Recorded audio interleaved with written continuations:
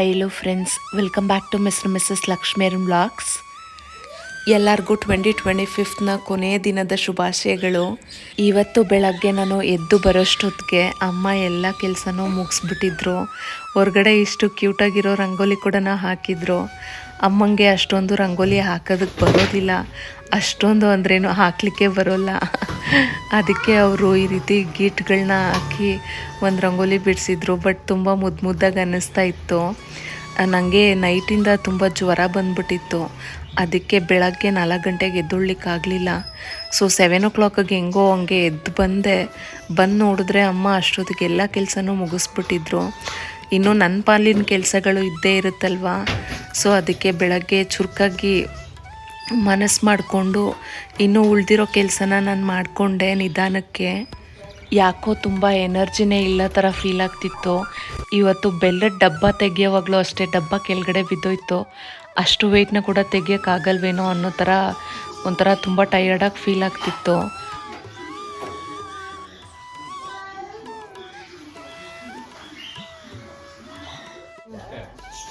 ಅಯ್ಯೋ, already 7 o'clock ಆಗಿಬಿಟ್ಟಿದೆಯಲ್ಲಪ್ಪ, ಹೆಂಗಪ್ಪ ಇವಾಗ ಲೇಟ್ ಆಯಿತು, ಕೆಲಸ ಎಲ್ಲ ಮಾಡಬೇಕು ಅಂತ ಅಂದ್ಕೊಂಡು ಭಯ ಪಟ್ಕೊಂಡು ಕೆಳಗಡೆ ಇಳಿದು ಬಂದು ನೋಡಿದ್ರೆ ಎಲ್ಲ ಕೆಲಸನೂ ಮುಗಿಸ್ಬಿಟ್ಟಿದ್ರು ಮ್ಯಾಜಿಕ್ ಥರ.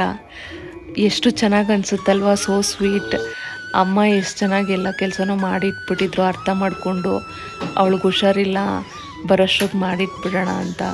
ಅಂದರೆ ಯಾರಾದರೂ ಈ ರೀತಿ ನಮ್ಮನ್ನು ಅಂಡರ್ಸ್ಟ್ಯಾಂಡ್ ಮಾಡಿಕೊಂಡು ಹೆಲ್ಪ್ ಮಾಡಿದಾಗ ಮನಸ್ಸಿಗೆ ತುಂಬಾ ಖುಷಿಯಾಗುತ್ತೆ ಅಲ್ವಾ. ನೀವು ಯಾವತ್ತಾದರೂ ಹುಷಾರು ತಪ್ಪಿದಾಗ ನಿಮ್ಮ ಮನೇಲಿರೋರು ಯಾರಾದರೂ ಆನ್ ಬಿಹಾಫ್ ಆಫ್ ಯು ಎಲ್ಲ ಕೆಲಸ ಮಾಡಿ ನಿಮಗೆ ಸಪೋರ್ಟ್ ಮಾಡಿದ್ರಾ? ಆಗ ನಿಮಗೆ ಖುಷಿ ಆಯಿತಾ? ಕಮೆಂಟ್ ಮಾಡಿ. ಇಷ್ಟೇ ಅಲ್ವಾ ಲೈಫು.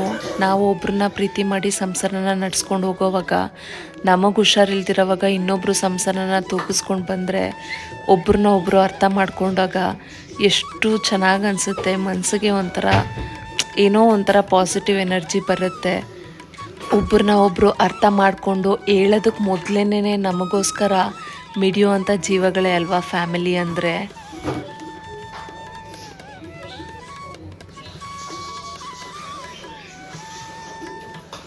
ಇನ್ನೂ ತುಂಬಾ ಆ್ಯಕ್ಟಿವ್ ಆಗಿರೋ ಅಂಥ ನಾವು ನಮಗೇನಾದರೂ ಹುಷಾರು ತಪ್ಪಿದ್ರೆ ಏನನ್ಸುತ್ತಂದರೆ, ಬೇರೆಯವ್ರು ನಮಗೋಸ್ಕರ ಕೆಲಸ ಮಾಡಿಕೊಟ್ಟಿದ್ರು ಸುಮ್ಮನೆ ಇರೋದಕ್ಕೆ ನಮಗೆ ಬರೋದಿಲ್ಲ. ಏನಾದರೂ ಒಂದು ಕೆಲಸನ ಹುಡುಕಿ ಮಾಡಬೇಕು ಅಂತ ಅನಿಸುತ್ತೆ. ಯಾಕೆ ಅಂತ ಹೇಳಿದ್ರೆ, ಸುಮ್ಮನೆ ಇದ್ದರೆ ಓದ್ಕೊಂಡು ಮಲ್ಕೊಂಡ್ರು ಚಿಂತೆ ಕಾಡ್ತಾ ಇರುತ್ತೆ. ಈ ಕೆಲಸ ಇದೆ, ಆ ಕೆಲಸ ಮುಗಿಸ್ಬೇಕು, ಇಲ್ಲ ಮಾಡದೆ ಮಲ್ಕೊಂಡ್ರೆ ಹೆಂಗಪ್ಪ ಅಂತ. ಅದು ಒಂಥರ ಲೇಸಿನೆಸ್ಸು, ಮೈಗೆ ಅಂಟೋದಿಲ್ಲ. ಹುಷಾರಿಲ್ಲ ಅಂದರೂ ಸರಿ, ನಿಧಾನಕ್ಕೆ ಏನಾದರೂ ಒಂದು ಸ್ವಲ್ಪ ಕೆಲಸ ಮಾಡೋಣ ಅಂತ. ಯಾಕೆ ಅಂತ ಹೇಳಿದ್ರೆ, ಏನಾದರೂ ಪ್ರೊಡಕ್ಟಿವ್ ಆಗಿ ಇದ್ರೇನೆ ಅವತ್ತಿಗೆ ಮನಸ್ಸಿಗೆ ನೆಮ್ಮದಿ ಸಿಗುತ್ತೆ. ಇಲ್ಲ ಅಂತ ಹೇಳಿದ್ರೆ ಏನೋ ಕೆಲಸನೇ ಮಾಡಲಿಲ್ವಲ್ಲಪ್ಪ ಅಂತ. ತುಂಬ ಅಂದರೆ ತುಂಬಾ ಆಗ್ತಿಲ್ಲ ಅಂದರೆ ಬೆಡ್ಡಲ್ಲೇ ಇರ್ಬೋದು. ಬಟ್ ಏನೋ ಒಂಚೂರು ಆಗ್ತಿದೆ, ಸ್ವಲ್ಪ ಎನರ್ಜಿ ಇದೆ ಅಂದಾಗ ಕೆಲಸ ಮಾಡ್ದಿರೋ ಇರೋದಕ್ಕಾಗೋದೇ ಇಲ್ಲ. ನನಗಂತೂ ಏನೋ ಕೈ ಕಟ್ಟಾಕ್ದಂಗೆ ಇರುತ್ತೆ. ಸರಿ, ಅಮ್ಮ ಇವತ್ತು ನಾನೇ ಪೂಜೆ ಮಾಡ್ತೀನಿ ಅಂತ ಹೇಳಿದ್ರು. ನಾನು ಬೆಳಗ್ಗೆನೇ ಸ್ನಾನ ಮಾಡಿದ್ನಲ್ಲ, ಸೊ ಅದಕ್ಕೇ ದೇವ್ರ ಪೂಜೆ ಸಾಮಾನು ತೊಳೆದು ಕೊಟ್ಬಿಡೋಣ, ನಾಳೆ ಹೊಸ ವರ್ಷ ಅಲ್ವಾ. ಸೊ ಅದಕ್ಕೆ ಹೆಲ್ಪ್ ಆಗುತ್ತೆ ಅಂತ ಹೇಳಿಬಿಟ್ಟು ಅದಕ್ಕೆ ಪೂಜೆ ಸಾಮಾನು ಕೂಡ ನಾನು ತೊಳ್ಕೊಟ್ಟೆ. ಮತ್ತು ಬ್ರೇಕ್ಫಾಸ್ಟ್ ಕೂಡ ನಾನೇ ಮಾಡ್ತೀನಿ ಅಂತ ಹೇಳಿದ್ದೆ ಅಮ್ಮಂಗೆ. ದೇವ್ರ ಮನೆ ಎಲ್ಲ ಕ್ಲೀನ್ ಮಾಡಬೇಕಾಗಿತ್ತಲ್ವಾ, ಸೊ ಅದು ಕೂಡ ಟೈಮ್ ತೊಗೊಳುತ್ತೆ ಅಂತ ಹೇಳಿ ನಮ್ಮ ಪಾಲಿನ ಅಳಿಲ್ ಸೇವೆ ನಾವು ಮಾಡಿದ್ರೇ ಸಮಾಧಾನ. ನಿಮಗೂ ಈ ರೀತಿ ಅನಿಸುತ್ತಾ? ಕಮೆಂಟ್ ಮಾಡಿ.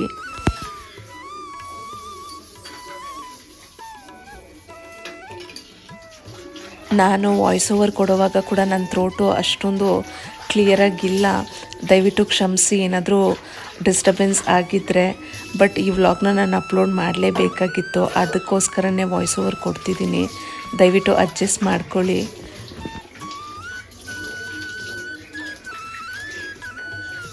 ಇನ್ನು 2025 ಮುಗ್ದೇ ಹೋಯಿತು, ಕೊನೆಯ ದಿನ ಇವತ್ತು ನಾನು ಹೆಲ್ತಿಯಾಗಿದ್ದು ಆ್ಯಕ್ಟಿವ್ ಆಗಿ ಕೆಲಸ ಮಾಡ್ಕೊಂಡಿರಬೇಕು ಅಂತ ಏನೇನೋ ಪ್ಲ್ಯಾನ್ ಮಾಡ್ಕೊಂಡಿದ್ದೆ. ಬಟ್ ಅನ್ಫಾರ್ಚುನೇಟ್ಲಿ ನನಗೆ ನೈಟು ಜ್ವರ ಬಂದ್ಬಿಡ್ತು ಅಲ್ವಾ. ಇದೇನಪ್ಪ ಇದು, ವರ್ಷದ ಕೊನೆ ಈ ಥರ ಆಯಿತು ಅಂತ ಅಮ್ಮ ಕೂಡ ತುಂಬ ಬೇಜಾರು ಮಾಡ್ಕೋತಿದ್ರು. ಬಟ್ ಅದೆಲ್ಲ ನಮ್ಮ ಕೈಯಲ್ಲಿ ಇಲ್ಲ ಅಲ್ವಾ. ಜೀವನದ ಎಲ್ಲ ದಿನಗಳು ಒಂದೇ ಥರನೂ ಇರೋದಿಲ್ಲ. ಸೊ ಅಟ್ಲೀಸ್ಟ್ ನಾನು ಹ್ಯಾಪಿಯಾಗಿ ಫ್ಯಾಮಿಲಿ ಜೊತೆ ಕಣ್ಬಿಟ್ಟು ಜೀವನ ಮಾಡ್ತಿದ್ದೀನಿ ಇವತ್ತು. ಇದಕ್ಕಾದರೂ ಅವಕಾಶ ಇದೆಯಲ್ಲ ಅಂತ ಹೇಳಿ ಸಂತೋಷ ಪಡಬೇಕು. ಸೊ ಆಲ್ಮೋಸ್ಟು ಕೆಲಸ ಎಲ್ಲ 8 ಗಂಟೆಗೆಲ್ಲ ಮುಗ್ದೋಗಿತ್ತು. ಅಮ್ಮ ಪೂಜೆಗಿನ್ನೂ ರೆಡಿ ಮಾಡ್ಕೋತಾಯಿದ್ರು. ನನಗೆ ಕೋಲ್ಡ್ ಇನ್ನೂ ಹೋಗಿರಲಿಲ್ಲ ಅಲ್ವಾ, ಅದಕ್ಕೆ ಹಾಲಿಗೆ ಅರಿಶಿನ ಪುಡಿ ಹಾಕಿ ಚೆನ್ನಾಗಿ ಕುದಿಸ್ಕೊಂಡು ಬಿಸಿ ಬಿಸಿ ಕೂತ್ಕೊಂಡು ಕುಡಿತಿದ್ದೆ. ಸ್ವಲ್ಪ ಗಂಟ್ಲಿಗೆ ಹಿತ ಅನ್ನಿಸ್ತು.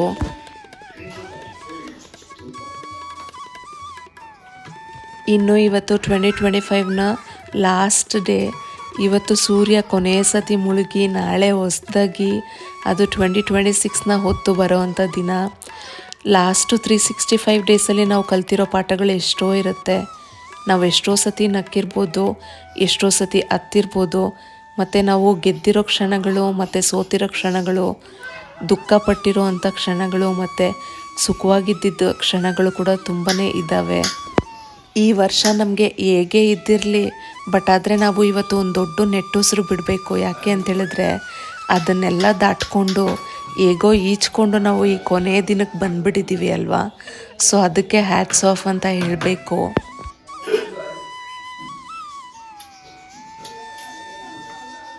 ಹೊಸ ವರ್ಷ ಅಂತ ಹೇಳಿದ್ರೆ ಜಸ್ಟು ಪಾರ್ಟಿ ಅಲ್ಲ, ಅದು ಒಂದು ಹೊಸ ಅವಕಾಶ ನಮಗೆ. ಹೋದ ವರ್ಷ ಮಾಡಿರೋ ಅಂಥ ತಪ್ಪುಗಳು ನಮಗೆ ಪಾಠ ಕಲಿಸಿದ್ರೆ ನಾವು ಗೆದ್ದಿರೋ ಅಂಥ ಗೆಲುವುಗಳು ನಮಗೆ ಸ್ಫೂರ್ತಿ ಆಗಬೇಕು. ನಾನು ಈ ವರ್ಷ ಕಲ್ತಿರೋ ಪಾಠ ಏನು ಅಂತ ಹೇಳಿದ್ರೆ, ಸಮಯ ಯಾರಿಗೋಸ್ಕರನೂ ಕಾಯೋದಿಲ್ಲ. ನಾವು ಅಂದ್ಕೊಂಡಿದ್ದನ್ನು ಸಾಧಿಸೋದಕ್ಕೆ ನಾಳೆಗೋಸ್ಕರ ವೆಯ್ಟ್ ಮಾಡೋದಕ್ಕೆ ಮೊದಲು ಇವತ್ತಿಂದನೇ ಶುರು ಮಾಡೋದು ತುಂಬಾ ಒಳ್ಳೆಯದು ಅನ್ನೋದನ್ನು ನಾನು ತುಂಬ ಚೆನ್ನಾಗಿ ಅರ್ಥ ಮಾಡ್ಕೊಂಡಿದ್ದೀನಿ.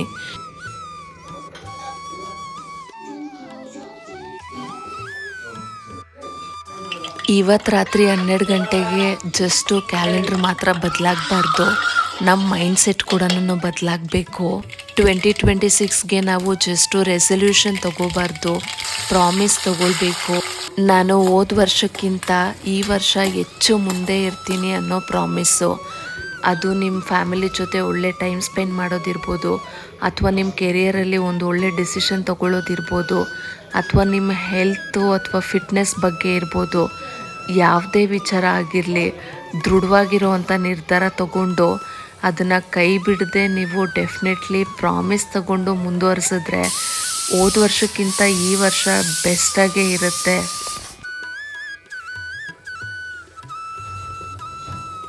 ನಾವು ನಮ್ಮ ಮನಸ್ಸಲ್ಲಿರುವಂಥ ಸಂಕಲ್ಪನ ನೆರವೇರಿಸೋದಕ್ಕೆ ದೃಢವಾಗಿ ಕೆಲಸ ಮಾಡ್ತಾಯಿದ್ರೆ ಅದನ್ನು ಅಚೀವ್ ಮಾಡೋದು ತುಂಬಾ ಈಸಿ ಆಗುತ್ತೆ.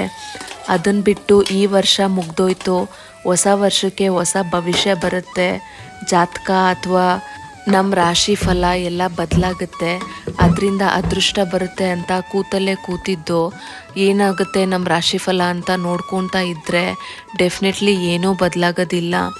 ಸೊ ರಾಶಿ ಫಲ ಹೇಳೋದು ಎಲ್ಲರಿಗೂ ಹೊಂದಿಕೆ ಆಗೋದಿಲ್ಲ. ನಮ್ಮ ಮನಸ್ಸಲ್ಲಿ ಮಾಡಿರೋ ಸಂಕಲ್ಪಕ್ಕೋಸ್ಕರ ನಾವು ದೃಢವಾಗಿ ಕೆಲಸ ಮಾಡ್ತಾ ಬಂದರೆ ಡೆಫಿನೆಟ್ಲಿ ನಾವು ಒಂದಲ್ಲ ಒಂದು ದಿವಸ ಅಚೀವ್ ಮಾಡೇ ಮಾಡ್ತೀವಿ. ವರ್ಷ ಅಂತ ಹೇಳಿದ್ರೆ ದಿನಗಳು ಬಂದೇ ಬರುತ್ತೆ. ಆ 365 ದಿನವೂ ಕೆಟ್ಟದಾಗೆ ಇರೋದಿಲ್ಲ, ಮತ್ತು ಆ 365 ದಿನವೂ ಸುಖವಾಗೇ ಇರಬೇಕು ಅಂತ ಬಯಸೋದು ತಪ್ಪಾಗುತ್ತೆ. ಯಾವುದೇ ಭವಿಷ್ಯದಲ್ಲಿ ಚೆನ್ನಾಗಿರ್ತೀವಿ ಅಂತ ಹೇಳಿದರೂ ಕೂಡ ಕಷ್ಟದ ದಿನಗಳು ಬರುತ್ತೆ. ಯಾಕೆ ಅಂತ ಹೇಳಿದ್ರೆ ಮನುಷ್ಯ ಅಂತ ಹೇಳಿದ್ಮೇಲೆ ಎಲ್ಲ ದಿನವೂ ಸುಖವಾಗಿರಬೇಕು ಅಂತ ಬಯಸೋದು ನಮ್ಮ ತಪ್ಪಾಗುತ್ತೆ.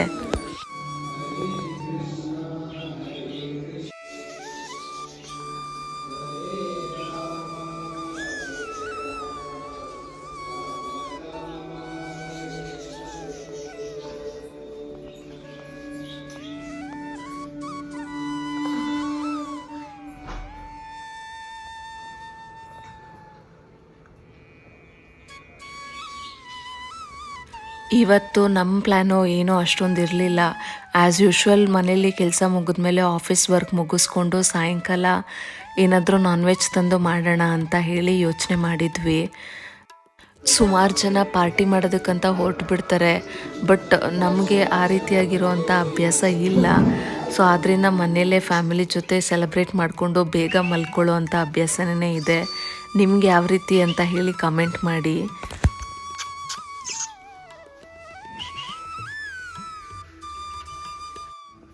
ಇನ್ನು ಇವತ್ತಿನ ಬ್ರೇಕ್ಫಾಸ್ಟಿಗೆ ಬಿಸಿಬೇಳೆಭಾತ್ ಮಾಡಿದ್ದೆ. ಮನೇಲಿ ಬ್ರೇಕ್ಫಾಸ್ಟ್ ಮುಗಿಸ್ಕೊಂಡ್ಮೇಲೆ ಪುಟಾಣಿ ಇಬ್ಬರು ಆಟ ಆಡ್ತಾಯಿದ್ರು. ಬಟರ್ಫ್ಲೈ ಒಂದು ಬಂದಿತ್ತು, ಅದನ್ನು ಹಿಡಿಯೋದಕ್ಕೆ ನಮ್ಮ ಚಿಂಟು ಹಾರಾಡ್ತಿದ್ದ. ಅದ್ರ ಜೊತೇಲಿ ನಮ್ಮ ಪುಟಾಣಿ ಬೇರೆ ಫಾಲೋ ಮಾಡ್ಕೊಂಡಿದ್ದ. ಒಂಥರ ಏನೋ ಚೆನ್ನಾಗಿ ಅನ್ನಿಸ್ತಾಯಿತ್ತು ಇವತ್ತು. ನಮ್ಮ ಮನೆಯವರು ಪಕ್ಷಿಗಳು ಸಾಕಿದಾರಲ್ವ, ಸೊ ಅವು ಎಷ್ಟೊಂದು ಮೊಟ್ಟೆಗಳು ಹಾಕಿದ್ದಾವೆ. ಸೊ ಒಂದು ಮರಿ ಕೂಡ ಹ್ಯಾಚ್ ಆಗಿತ್ತು. ಅದು ಲಾಸ್ಟ್ ವೀಕೆ ತೋರಿಸ್ತೀನಿ ಅಂತ ಹೇಳಿದ್ರು, ನಾನು ಹೋಗಿರಲಿಲ್ಲ. ಸೊ ಇವತ್ತು ಹೋಗಿ ನೋಡಿದ್ರೆ ಇಷ್ಟೊಂದು ಫೆದರ್ಸ್ ಎಲ್ಲ ಬಂದ್ಬಿಟ್ಟಿದೆ. ಸಖತ್ ಕ್ಯೂಟಾಗಿತ್ತು ಕಾಕ್ಟೈಲ್ ಅದು. ನಮ್ಮ ಮನೆಯವ್ರಿಗೆ ಪಕ್ಷಿಗಳನ್ನ ಸಾಕೋದು ಅಂತ ಹೇಳಿದ್ರೆ ತುಂಬ ಅಂದರೆ ತುಂಬಾ ಇಷ್ಟ. ಅಂದರೆ ಮನಸ್ಸಿಗೆ ಏನೋ ಒಂಥರ ಹಿತ ಕೊಡುತ್ತೆ ಈ ರೀತಿ ಪ್ರಾಣಿ ಪಕ್ಷಿಗಳನ್ನ ಸಾಕೋಕ್ಕೆ. ಆ ಚಿಟ್ಟೆನ ನೋಡಿ ನಮ್ಮ ಚಿಂಟುನು ನಮ್ಮ ಪುಟಾಣಿನೂ ಎಷ್ಟು ಖುಷಿಯಾಗ್ಬಿಟ್ರು ಅಂತ ಹೇಳಿದ್ರೆ, ವಾವ್, ಅವ್ರ ವರ್ಲ್ಡ್ ಎಷ್ಟು ಚೆನ್ನಾಗಿದೆ ಅಲ್ವಾ ಅಂತ ಅನಿಸುತ್ತೆ. ಒಂದ್ಸತಿ ಮಕ್ಕಳಾಗಿರೋದೇ ಒಂಥರ ಚಂದ. ಅವನು ಅಷ್ಟೇ, ನಮ್ಮ ಚಿಂಟು ಮುದ್ದು ಬಂಗಾರ, ಅಷ್ಟು ಮುಗ್ಧತೆ ಇರುತ್ತೆ ಅವನಿಗೂ ಅಷ್ಟೇ, ನಮ್ಮ ಪುಟಾಣಿಗೂ ಅಷ್ಟೇ. ಇಬ್ರಿಗೂ ನಿಷ್ಕಲ್ಮಶವಾದ ಮನಸ್ಸು. ಒಂದ್ಸತಿ ಅವ್ರ ಥರ ಇರೋದೇ ಎಷ್ಟೋ ವಾಸಿ ಅನಿಸುತ್ತೆ. ಯಾಕೆ ಅಂತ ಹೇಳಿದ್ರೆ ಅವ್ರಿಗೆ ಸುಖ ಬಂದರೂ ಅಷ್ಟೇ, ದುಃಖ ಬಂದರೂ ಅಷ್ಟೇ, ಏನೂ ಗೊತ್ತಾಗೋದಿಲ್ಲ. ಯಾವಾಗಲೂ ಒಂದೇ ಥರ ಇರ್ತಾರೆ. ಯಾಕೆ ಅಂತ ಹೇಳಿದ್ರೆ ಅವ್ರಿಗೆ ಸುಖ ದುಃಖ ಎಲ್ಲನೂ ಒಂದೇನೇ. ನಮಗೆ ಮಾತ್ರ ಗೊತ್ತಾಗುತ್ತದು, ಯಾಕಂದರೆ ಅವ್ರು ಇನ್ನೂ ಚಿಕ್ಕ ಮಕ್ಕಳು ಅಲ್ವಾ. ಸೊ ಹಾಗೆ ನಾನು ಅಂದ್ಕೊಂಡೆ ಹೊಸ ವರ್ಷನೂ ನಾವು ಈ ರೀತಿಯೇ ಬರ್ಮಾಡ್ಕೊಳ್ಬೇಕು ಅಂತ. ಯಾಕೆ ಅಂತ ಹೇಳಿದ್ರೆ ಕಷ್ಟ ಇದೆ ಅಂತ ಹೇಳಿ ಸುಮ್ಮನೆ ಕೂತ್ಕೊಂಡೇ ಇದ್ದರೆ ಸುಖ ಅನ್ನೋದು ನಮ್ಮ ಕೈಗೆ ಎಟ್ಕೋದೇ ಇಲ್ಲ. ಸೊ ಇರೋದಕ್ಕೇ ನಾವು ಗ್ರ್ಯಾಟಿಟ್ಯೂಡ್ ತೋರಿಸ್ತಾ ಬರಬೇಕು. ಗ್ರ್ಯಾಟಿಟ್ಯೂಡ್ ಅಂತ ಹೇಳಿದ್ರೆ ದೇವರು ನಮಗೆ ಇವಾಗ ಏನು ಕೊಟ್ಟಿದ್ದಾನೋ ಅದಕ್ಕೆ ನಾವು ಕೃತಜ್ಞತೆ ಸಲ್ಲಿಸ್ತಾ ಬಂದರೆ ನಮಗೆ ಇನ್ನೂ 10 ಪಟ್ಟು ಹೆಚ್ಚಾಗಿ ಒಳ್ಳೆ ವಿಚಾರಗಳು ಆಗುತ್ತೆ ಅನ್ನೋದು ಒಂದು ನಂಬಿಕೆ ನನಗೆ.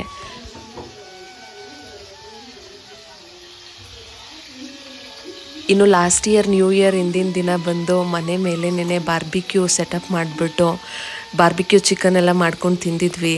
ಈ ಸತಿನೂ ಮಾಡ್ಕೊಳ್ಳೋಣ ಅಂತ ಅಂದ್ಕೊಂಡ್ವಿ. ಬಟ್ ಆದರೆ ಏನೋ ಒಂಥರ ಹುಷಾರಿರಲಿಲ್ಲ ಅಲ್ವಾ, ನಮ್ಮ ಮನೆಯವರು ಬೇಡ ಸ್ಟೇನ್ ಮಾಡ್ಕೋಬೇಡ ನೀನು ಅಂತ ಹೇಳಿದ್ರು. ಸರಿ, ಫಿಶ್ ಅಂದರೆ ಅವ್ರಿಗೆ ತುಂಬ ಇಷ್ಟ, ಎಲ್ಲರೂ ಮನೇಲಿ ಫಿಶ್ ಇಷ್ಟಪಡ್ತೀವಿ ಅಂತ ಹೇಳಿ ಇವತ್ತು ಸಂತೆ ಬೇರೆ ಇತ್ತಲ್ವಾ, ಫ್ರೆಶ್ಶಾಗಿ ಹೋಗಿ ಸಂತೆಯಲ್ಲಿ ಫಿಶ್ ತೊಗೊಂಡು ಬಂದ್ವಿ. ಫಿಶ್ ಸಾಂಬಾರು ಆಮೇಲೆ ಫಿಶ್ ಫ್ರೈ ಮಾಡೋಣ ಅಂತ ಅಂದ್ಕೊಂಡು ಅಮ್ಮ ಫಿಶ್ ಕರಿ ಮಾಡಿದ್ರು, ನಾನು ಫಿಶ್ ಫ್ರೈ ಮಾಡಿದೆ. ತುಂಬ ಚೆನ್ನಾಗಿ ಬಂದಿತ್ತು ಫಿಶ್ ಕರಿನೂ ಮತ್ತು ಫಿಶ್ ಫ್ರೈ. ತಿಂತಾಯಿದ್ರೆ ವಾವ್, ಸಖತ್ ಟೇಸ್ಟಿಯಾಗಿತ್ತು. ಈ ರೆಸಿಪಿ ಎಲ್ಲ ನಾನು ಪ್ರೀವಿಯಸ್ ವ್ಲಾಗ್ಸಲ್ಲಿ ಹಾಕಿದ್ದೀನಿ, ಇಂಟ್ರೆಸ್ಟ್ ಇದ್ದರೆ ಒಂದ್ಸತಿ ಚೆಕ್ ಮಾಡಿ. ಬಿಸಿ ಬಿಸಿ ಅನ್ನದ ಜೊತೆ ಮೀನು ಸಾರು ಮತ್ತು ಫಿಶ್ ಫ್ರೈ ತಿನ್ನೋದಕ್ಕೆ ಬೆಸ್ಟ್ ಕಾಂಬಿನೇಷನ್ನು. ಇದ್ರ ಮುಂದೆ ಯಾವ ರೆಸ್ಟೋರೆಂಟು ಇಲ್ಲ ಅನಿಸ್ಬಿಡುತ್ತೆ. ನಮ್ಮ ಲವ್ಡ್ ಒನ್ಸ್ ಜೊತೆ ಮನೇಲಿ ಕೂತ್ಕೋತಾ ಟಿ ವಿ ನೋಡಿಕೊಂಡು ಮಗುದು ತುಂಟಾಟದ ಜೊತೆ ಊಟ ತಿಂತಾ ಇದ್ದರೆ ಅದೇನೋ ಒಂಥರ ಸಂತೋಷ. ಈ ರೀತಿಯಾಗಿ ನಾವು ನ್ಯೂ ಇಯರ್ನ ವೆಲ್ಕಮ್ ಮಾಡ್ಕೊತಾ ನಿದ್ದೆ ಮಾಡಿದ್ವಿ ಬೇಗನೆ.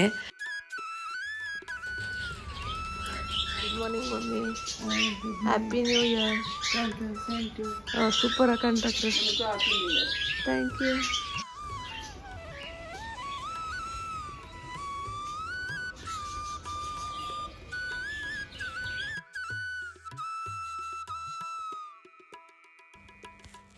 ಎಲ್ಲರಿಗೂ wish you happy new year. 2026ನ ಮೊದಲನೇ ಬೆಳಗ್ಗೆ ನನ್ನ ಮುದ್ದು ಬಂಗಾರಿ ಚಿಂಟುಯಿಂದ ಸ್ಟಾರ್ಟ್ ಆಯಿತು. ಪ್ರೀತಿಯಿಂದ ನನ್ನ ಬರ್ಮಾಡ್ಕೊಂಡ. ಇದು ನಿಜಕ್ಕೂ ಅದ್ಭುತವಾಗಿರೋವಂಥ ಆರಂಭ ಅಂತ ಹೇಳ್ಬೋದು. ಆಮೇಲೆ ಅಮ್ಮ ಬಂದು ಫ್ರೆಶ್ಶಾಗಿ ರೆಡಿಯಾಗಿ ನನಗೆ ಫಸ್ಟ್ ವಿಶ್ ಮಾಡಿದ್ರು. ನಾನು ಎದ್ದು ಬರೋಷ್ಟೊತ್ತಿಗೆ ಆಲ್ರೆಡಿ 6:30 ಆಗೋಗ್ಬಿಟ್ಟಿತ್ತು. ಅಮ್ಮ ನನಗಿಂತ ಮುಂಚೆನೇ ಎದ್ದು ತಯಾರಾಗಿಬಿಟ್ಟು ಹೊಸ ವರ್ಷಕ್ಕೆ ಕಂಪ್ಲೀಟಾಗಿ ಎಲ್ಲನೂ ರೆಡಿ ಮಾಡಿ ಇಟ್ಬಿಟ್ಟಿದ್ರು. ಇನ್ನು ನಾನು ಸ್ನಾನ ಮಾಡಿಕೊಂಡು ಫಸ್ಟು ಹೋಗಿ ರಂಗೋಲಿ ಹಾಕಿದೆ. ತುಂಬ ದಿವಸದಿಂದ ನನಗೆ ತೇರಿನ ರಂಗೋಲಿ ಹಾಕಬೇಕು ಅಂತ ಇಷ್ಟ ಇತ್ತು. ಸೊ ಇವತ್ತು ರಥದ ರಂಗೋಲಿ ಹಾಕಿದ್ದೆ. ಈ ರಂಗೋಲಿ ಯಾವ ರೀತಿ ಇದೆ ಅಂತ ಹೇಳಿ ಕಮೆಂಟ್ ಮಾಡಿ ಫ್ರೆಂಡ್ಸ್. ಇನ್ನು ನಾನು ಈ ರಂಗೋಲಿನ ಚೂಸ್ ಮಾಡೋದಕ್ಕೆ ಒಳಾರ್ಥ ಏನು ಅಂತ ಹೇಳಿದ್ರೆ, 2025 ಹೋಯಿತು, ಹೊಸ ರಥದಲ್ಲಿ 2026 ಏರಿ ಬಂದು ದೀಪ ಥರ ನಮ್ಮ ಜೀವನನ ಬೆಳಗಲಿ ಅಂತ ಹೇಳಿ ಈ ರಂಗೋಲಿನ ಹಾಕಿದ್ದೀನಿ. ಸೊ ಈ ರಂಗೋಲಿ ನಿಮಗೆಲ್ಲ ಇಷ್ಟ ಆಯಿತಾ ಈ ಕಾನ್ಸೆಪ್ಟು ಅಂತ ಹೇಳಿ. ಇನ್ನೂ ದೇವರ ಆಶೀರ್ವಾದ ಇಲ್ಲದೆ ಈ ವರ್ಷನ ಸ್ಟಾರ್ಟ್ ಮಾಡೋದಕ್ಕಾಗತ್ತಾ? ನನಗಂತೂ ಯಾವಾಗಲೂ ಅಷ್ಟೇ, ಮದುವೆಗೆ ಮುಂಚೆನೂ ಅಷ್ಟೇ, ಮದುವೆ ಆದಮೇಲೆನೂ ಅಷ್ಟೇ, ಎವ್ರಿ ಡೇ ನಾನು ಪೂಜೆ ಮಾಡ್ದಿರ ನನ್ನ ದಿನ ಸ್ಟಾರ್ಟೇ ಆಗೋದಿಲ್ಲ. ಆಲ್ಮೋಸ್ಟ್ ನಾನು ಕಾಲೇಜ್ಗೆ ಹೋಗೋ ಟೈಮಿಂದನೂ ಅಷ್ಟೇ ಡೈಲಿ ಪೂಜೆ ಮಾಡಿನೇ ನನಗೆ ಒಂದು ಅಭ್ಯಾಸ ಇದೆ. ಅದು ಏನೋ ದೈವಿಕ ಅನುಭವನೋ ಏನೋ ಗೊತ್ತಿಲ್ಲ, ದೇವ್ರ ಭಕ್ತಿನೋ ಇಲ್ಲ ಅದೊಂಥರ ಶಿಸ್ತೋ ಅಂತ. ಎವ್ರಿ ಡೇ ದೀಪ ಹಚ್ಚಿಲ್ಲ ಅಂದರೆ ಮನಸ್ಸಿಗೇನೋ ಒಂಥರ ಕಸಿವಿಸಿ ಆಗುತ್ತೆ. ಸೊ ಇವತ್ತಿನ ವರ್ಷ ತುಂಬಾ ಚೆನ್ನಾಗಿರಲಿ ಅಂತ ಬೇಡಿಕೊಂಡು ಎಲ್ಲರಿಗೋಸ್ಕರ ಒಳ್ಳೆಯದಾಗಲಿ ಅಂತ ಪ್ರಾರ್ಥನೆ ಮಾಡಿಕೊಂಡು ದೇವ್ರ ಪೂಜೆನ ಶುರು ಮಾಡಿಕೊಂಡೆ.